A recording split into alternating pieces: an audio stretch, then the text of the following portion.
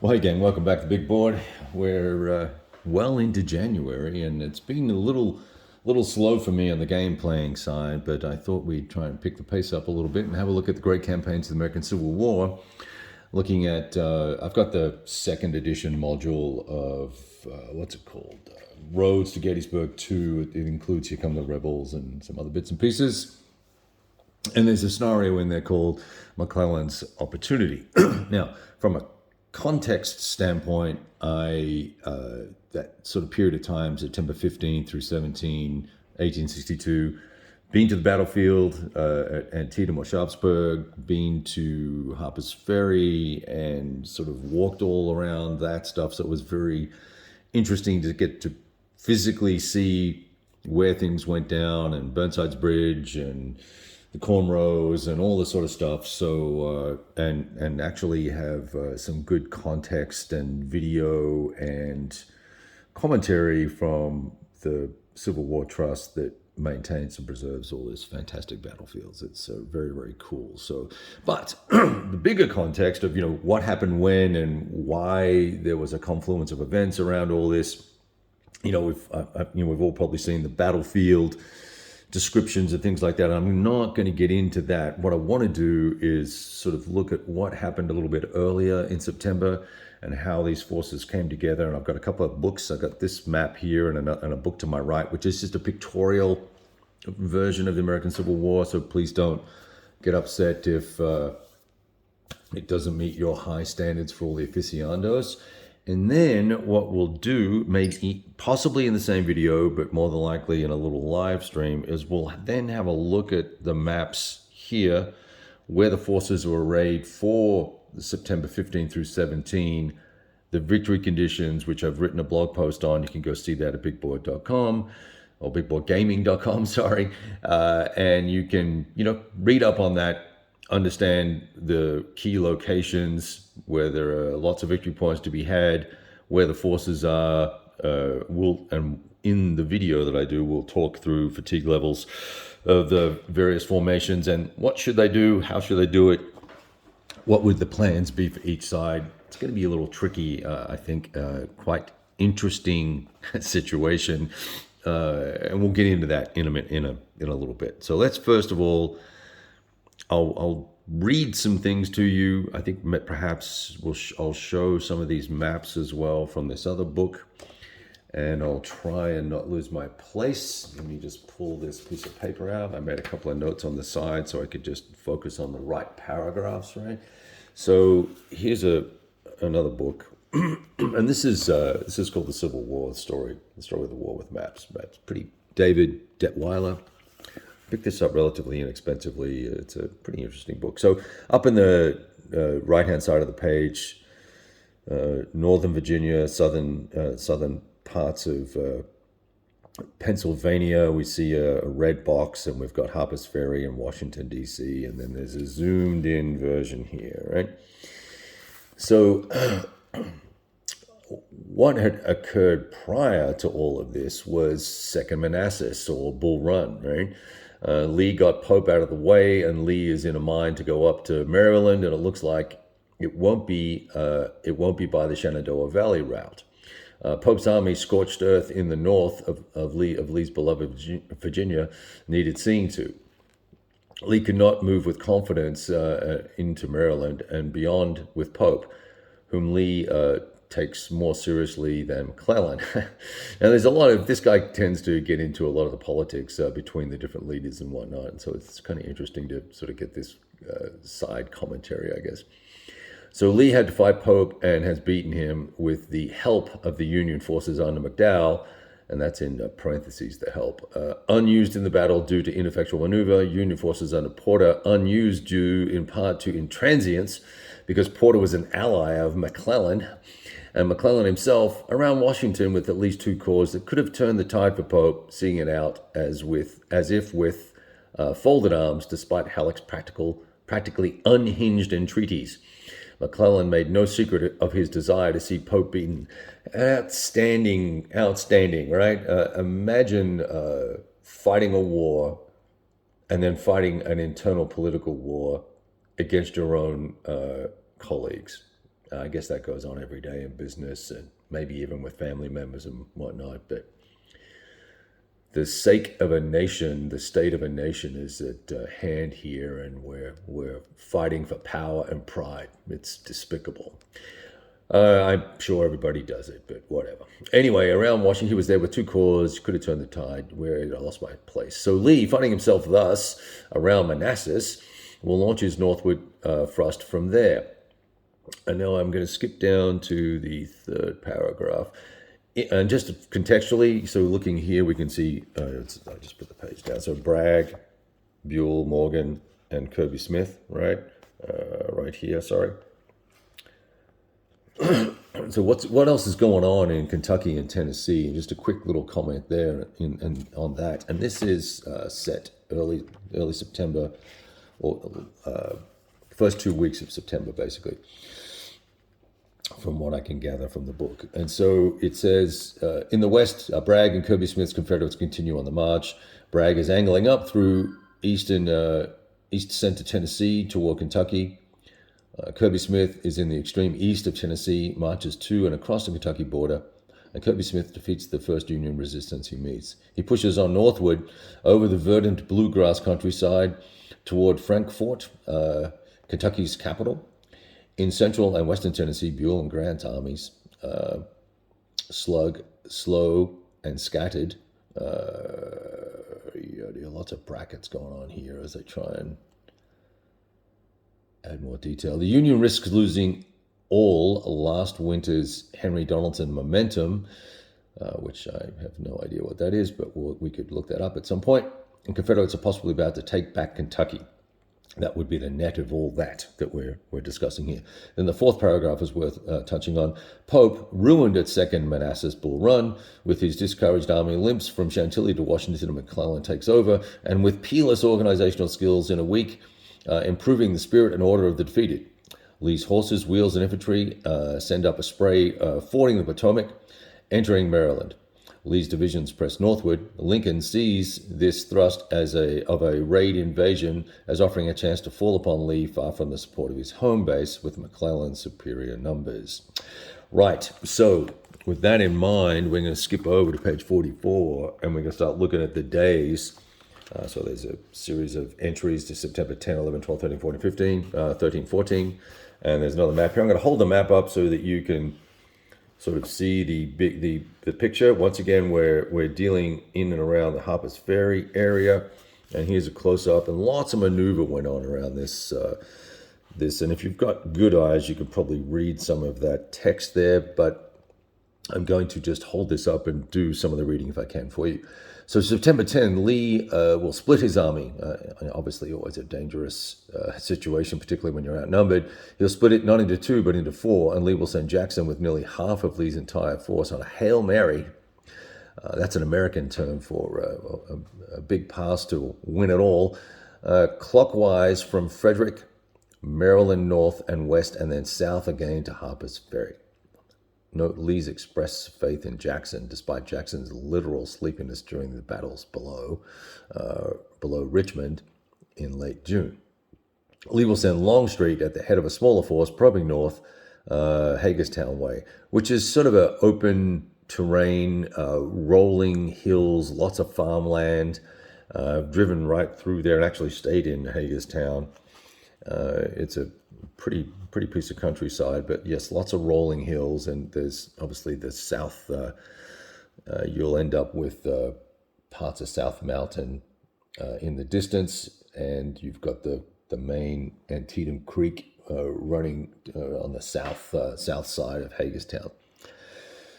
It's a couple of miles away, but nevertheless, I lost my place. So he sent Longstreet. Lee's general plan, once Harper's Ferry is in the bag, is to recompose these scattered elements someplace on his invasion raid route northward.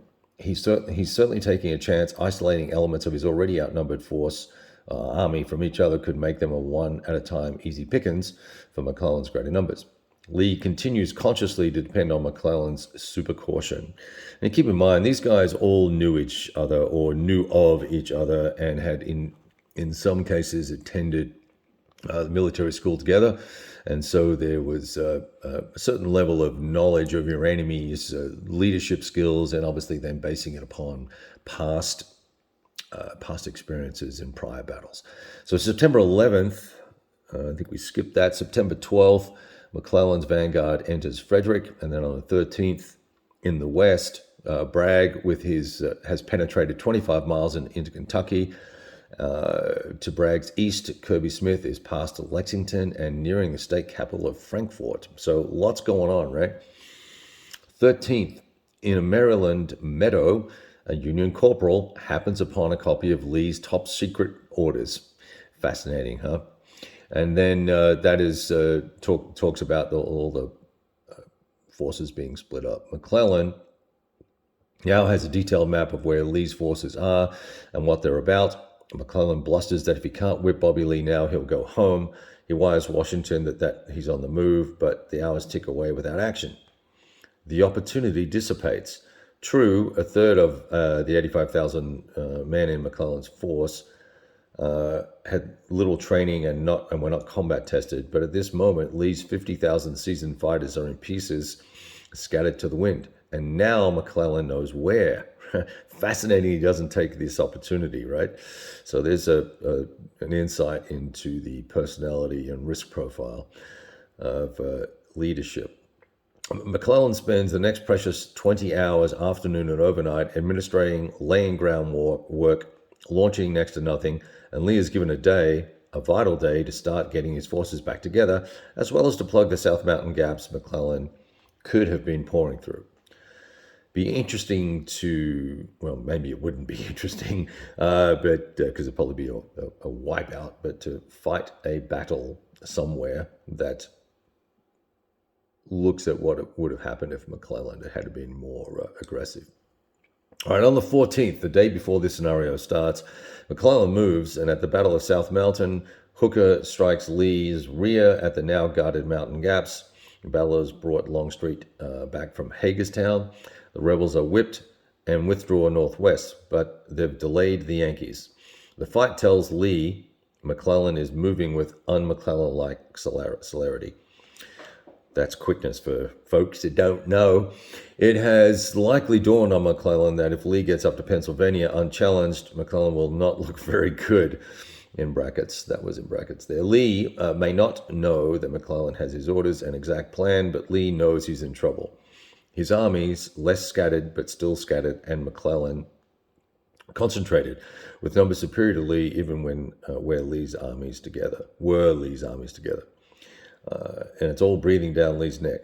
And Harper's Ferry hasn't fallen yet. Yankee resistance has proven stronger than Lee expected, and Lee thinks very reluctantly that I should give this up and return south. Interesting. All right, so now I'm going to flip the page over. And now we get into page 46, September 15, 16. I'm going to read bits of this because then it gets into the battle proper, and there's lots of, deployment stuff and where all the little actions took place at Antietam. And I'm not going to get into all that detail because we then want to rotate over to talking about the battle. And probably this last two little sections of reading here will probably cap this video off, just because I'm going to lose voice and I can't reach my water and stuff like that. So bear with me. Here we go. September 15, Harper's Ferry succumbs. Over 10,000 Yankees captured. Weapons and supplies are bagged in number. So very important for the Confederates. The key position secure. Lee decides to stay and fight. His divided force converges on Sharpsburg, where Antietam Creek flows. From South Mountain, defeated but intact, Longstreet and D.H. Hill march through Boonesboro to Sharpsburg, Antietam, taking the road that mere hours later, McClellan's endless files of infantry, baggage wagons, rolling guns, and mule trains would come streaming down. Stonewall Jackson marches north from Harper's Ferry. He won't gain Sharpsburg, Antietam until tomorrow afternoon. It's got some stuff about Bragg in the west. We're going to skip that. September 16th. So now we're into this, would be the second day of this scenario if we're playing almost all of McClellan's forces in place and spread out over the rolling countryside just east of the Antietam Creek creek's lazy brown currents, which I wouldn't necessarily say they're lazy. It seems like quite a strong flow to me. I wouldn't want to try and wade across it. And in fact, there are no fording points. You need bridges. So maybe it's deep versus fast currents. But nevertheless, across the way from the Yankees to the west, around the town of Sharpsburg, Lee all morning long is outnumbered 5-1. When Jackson's utterly worn-out fighters arrive in the afternoon, Lee is still scarily outnumbered. McClellan as usual, is claiming for Lee numbers greatly in excess of fact. McClellan spends the 16th fine-tuning his military affairs and perfecting his positions and putting the finishing touches to his battle plan. He could have driven Lee from the field. Well, that's a conjecture, right? But a 5-1 is pretty decent odds. I'll take those on a 1d6 roll, right? The question cries out to be asked, why does Lincoln keep McClellan? Well, the Army rank and file revere him. The Union Corps, Officer Corps, many a key general included, supports McClellan, even unto possible revolt. Lincoln fears where the barrel-chested bantam man sacked. McClellan's a genius at organization and morale, and his men love him, as does he. The dearth of good candidates for Union high command is all too real, and Lincoln has trouble turning his preternatural patience off. Preternatural, sorry.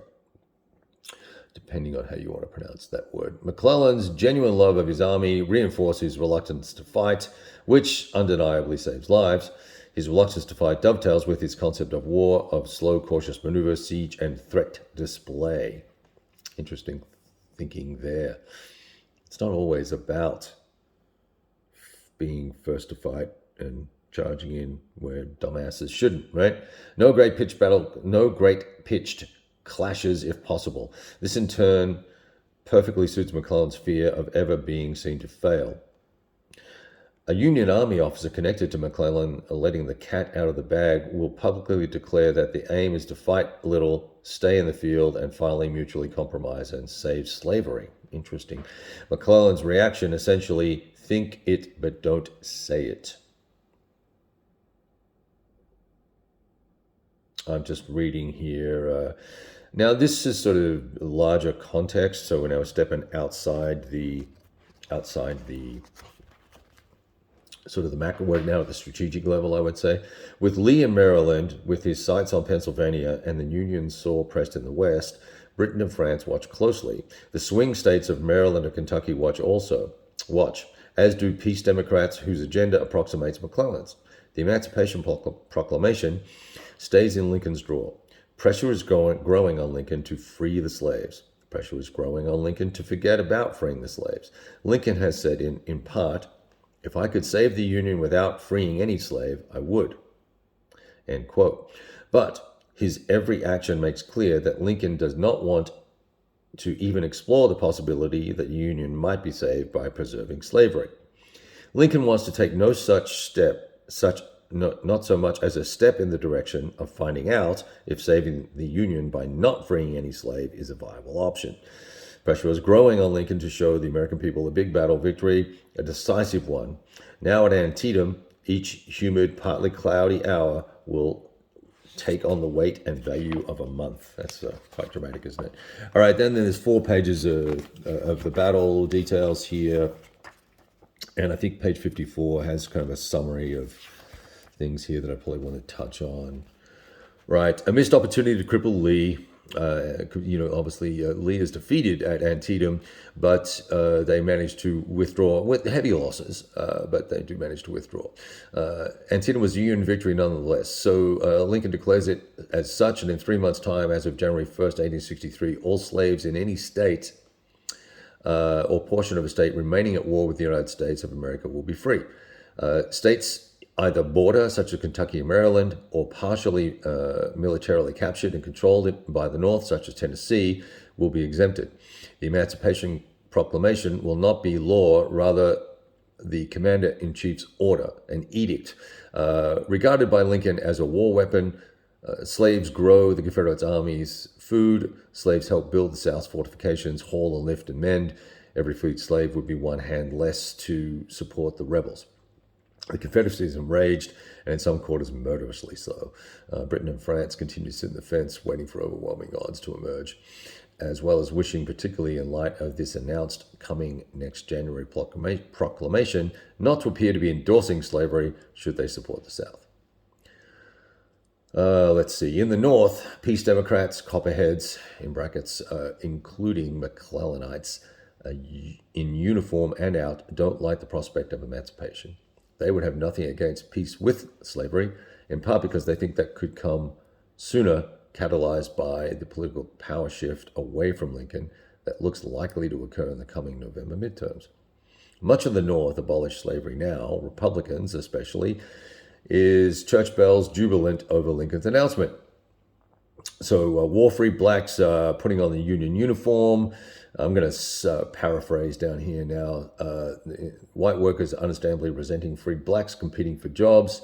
Hidden in the North institution, secret Southern sympathizers exert a pull.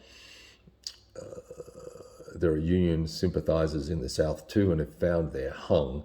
All black Union regiments have begun to form, commanded by white officers. The right to stand trial goes on as well. So come January, the Confederacy will remain at war, so emancipation will apply to them. And it goes on and talks more and more about the attritional nature of the war and the sort of the political consequences.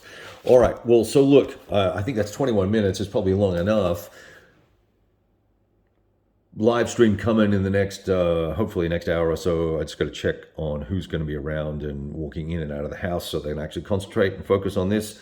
And we will be, let me just pop the camera up. We will be focusing on this section of the United States from Hagerstown, just out of sight here in Washington County, all the way down to Harper's Ferry. There are some forces slightly to the right here, very nominal. I think it's just a small infantry unit. And there are some other reinforcements potentially arriving as well. I have to check that, actually. But you've pretty much what's on the board is what's happening. Here is Sharpsburg here. Here's Antietam, Harper's Ferry, obviously enough, South Mountain, the Antietam Creek, which runs into the Potomac River. And then that Harper's Ferry confluence of the Potomac and Shenandoah. So you've got that all set up and ready to go. We'll look forward to talking to all of you very soon. Cheers.